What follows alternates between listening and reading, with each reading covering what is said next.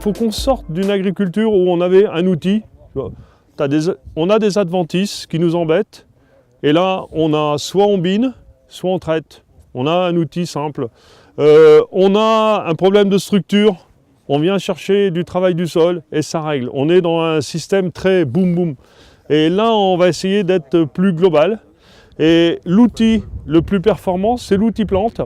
La partie de couvert ou la masse, c'est-à-dire de végétal, va nourrir l'activité biologique.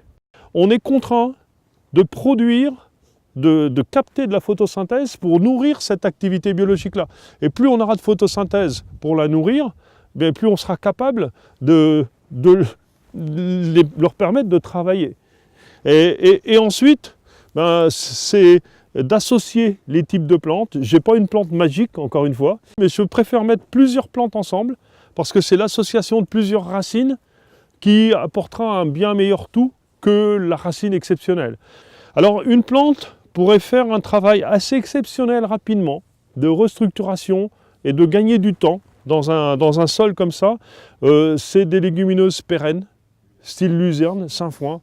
Et si on pouvait intégrer dans la rotation une légumineuse pérenne pendant 2 ans, on gagnerait énormément de temps. Et la force de la luzerne, c'est d'aller chercher l'eau profonde en été et d'avoir un certain niveau d'autonomie en azote. Donc en fait, s'il manque un petit peu de fertilité, c'est en rajouter en plus dans le système.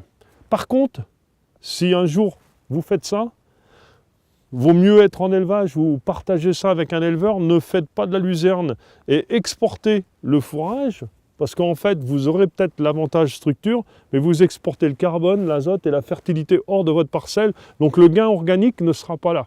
Et si on veut être le plus performant, il faudra essayer d'aller chercher le gain organique. Ça peut être aussi, dans certains cas où on est un petit peu enseveli dans des problèmes de désherbage, de positionner une parcelle en